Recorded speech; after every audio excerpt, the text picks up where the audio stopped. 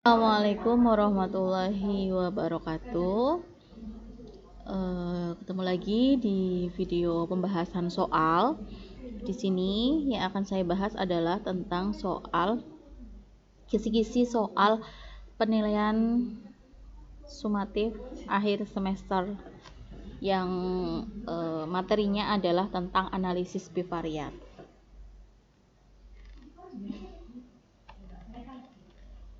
Ya, jadi soal-soal yang akan saya bahas ini tentang soal-soal yang materinya di analisis bivariat. Nah, nanti akan kalian temui suatu kasus yang kalian harus menyebutkan atau analisisnya itu analisis data numerik kategorik. Nanti kalian milih di sana yang analisisnya adalah tentang data numerik kategorik itu yang mana. Ingat, pada video sebelumnya kan saya sudah menjelaskan perbedaan antara numerik dan kategorik. Nanti kalian tinggal mengaplikasikan saja.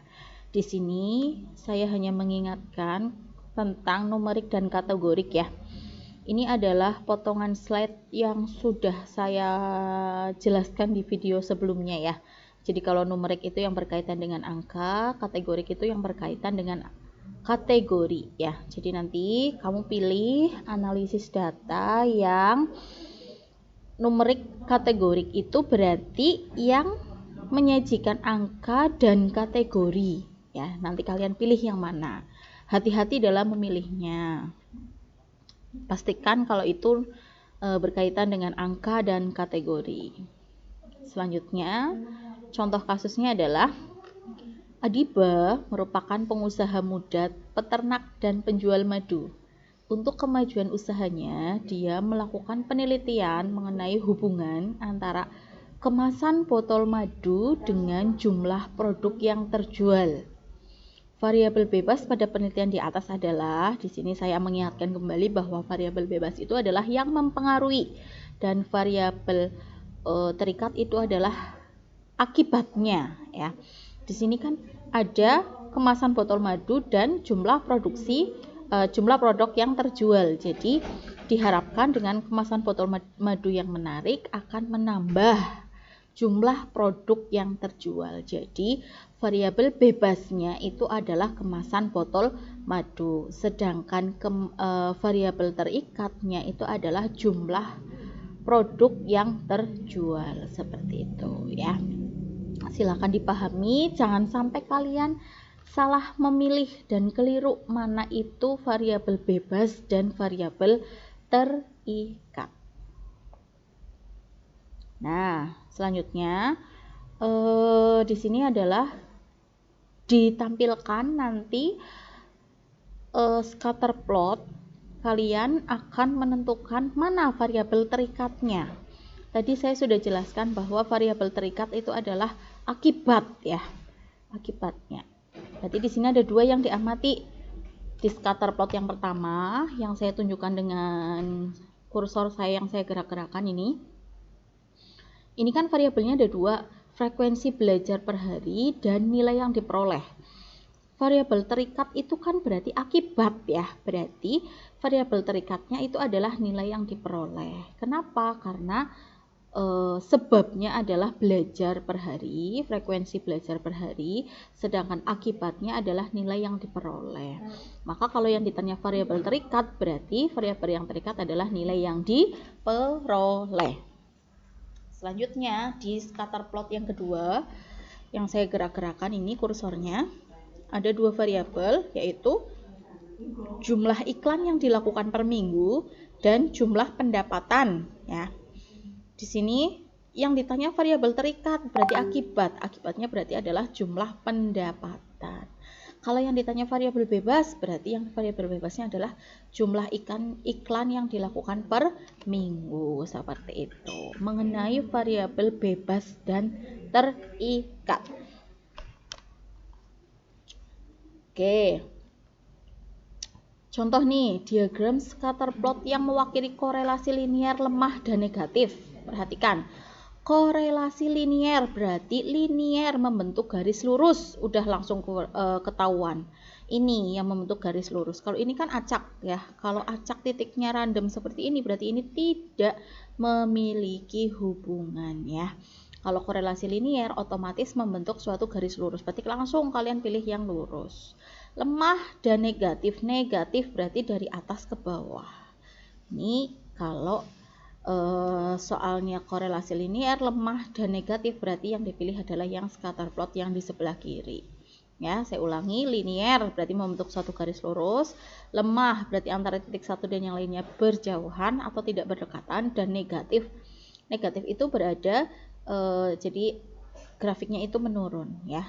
Ketika jumlah infeksi virus naik, maka jumlah petugas cuci tangannya menurun, atau kebalikannya, jumlah petugas cuci tangannya naik tapi jumlah infeksi virusnya menurun, seperti itu.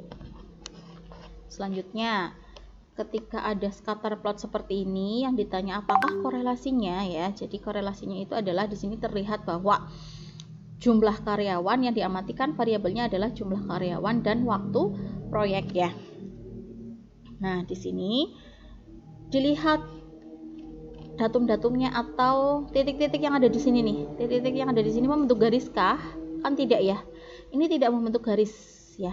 Berarti kalau tidak membentuk garis berarti non-linear ya. Berarti ini terhatu titiknya ada polanya. Intinya tidak acak-acakan banget, tapi ini tidak membentuk garis, maka ini adalah non-linear. Dan dilihat di sini titik yang satu dan yang lainnya berdekatan, berarti ini jumlah karyawan dan waktu proyek memiliki korelasi kuat ya. Kenapa korelasinya kuat? Karena titiknya berdekatan dan non-linear. Non-linear karena ini tidak membentuk garis lurus.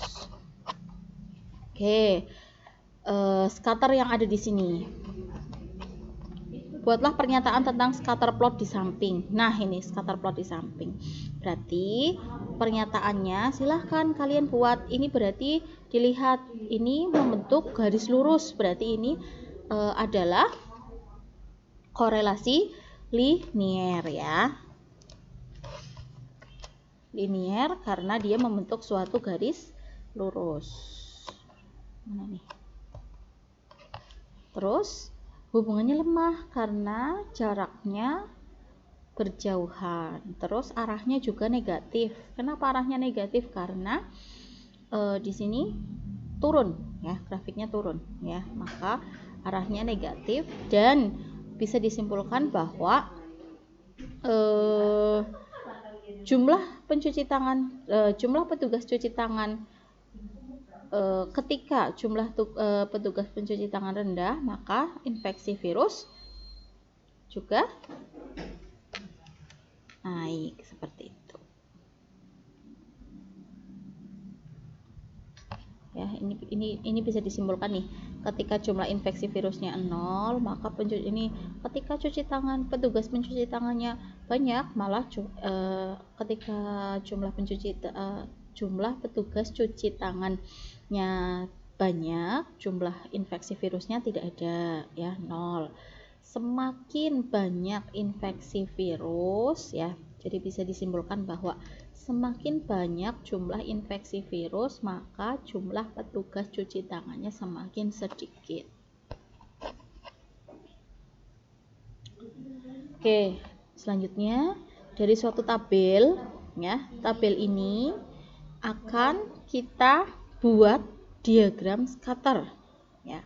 Akan kita buat menjadi diagram scatter plot. Di sini ada dua variabel, yaitu tentang harga dan volume penjualan. Ditulis di sini harganya yang ada di bawah, terus volume penjualan yang ada di atas nih ya. Selanjutnya kita hubungkan. Ketika harganya 5.000, volume penjualannya 255. Ini ya, pakai skalanya, saya pakai skala 10.000 ya, di sini jadi 10.000, 20.000 dan seterusnya. Ketika 5.000 berarti dia berada di tengah-tengah di sini nih. Maka jumlahnya adalah 255. Ini pakainya pakai skala aja, pakai kira-kira gitu ya. Nggak apa-apa. 8.000, tapi kalau nanti di komputer kan ini langsung otomatis ya, tinggal memasukkan titik-titiknya. Nanti langsung terbuat scatterplot seperti ini. Tapi karena nanti kalian membuatnya adalah manual menggunakan tangan gitu ya, tidak menggunakan aplikasi komputer, maka kalian pakai kira-kira aja nggak apa-apa untuk menentukan titik-titik yang berada di skala di antara skalanya berapa yang kamu buat. Contoh 8.000, kan di sini nggak ada 8.000, kan berarti kurang dari 10.000, berarti berada di sebelum garis, ya di antara garis ini nih. Nah seperti itu ya, nanti dihubungkan, coba kamu bandingkan yang ada di tabel ini ke dalam titik-titik yang ada di scatterplot ini ya. Ini bisa disimpulkan bahwa harga dan volume penjualan termasuk korelasi linier. Kenapa korelasi linier? Karena ini membentuk garis lurus ya. Negatif, kenapa negatif? Karena dia dari atas ke bawah. Dan kuat, kenapa kuat? Karena jaraknya berdekatan. Sehingga dapat disimpulkan bahwa semakin tinggi harga, maka semakin kecil volume penjualan ya. Semakin mahal, maka penjualan akan semakin sedikit. Oke, mungkin itu mengenai soal tentang analisis data bivariat. Silahkan kalau ada pertanyaan boleh ditulis di kolom komentar atau bisa kalian masukkan pertanyaan itu ke grup masing-masing kelas ya. Kalau ada yang mau ditanya silahkan boleh ditanyakan, dan silahkan kisi-kisi yang sudah saya share dipelajari untuk kesuksesan PSAS kalian. Sukses, semangat, semoga kalian semua mendapatkan nilai yang maksimal ya. Terima kasih, mungkin itu yang bisa saya jelaskan ya. Nanti ketika penjelasannya kurang jelas bisa langsung ditanyakan di WA grup masing-masing aja. Kalau kalian akan menanyakan tentang soal, foto soalnya dan soalnya kirim di grup ya. Silahkan ramaikan grup untuk belajar bersama ya. Begitu, sukses buat PSAS nya.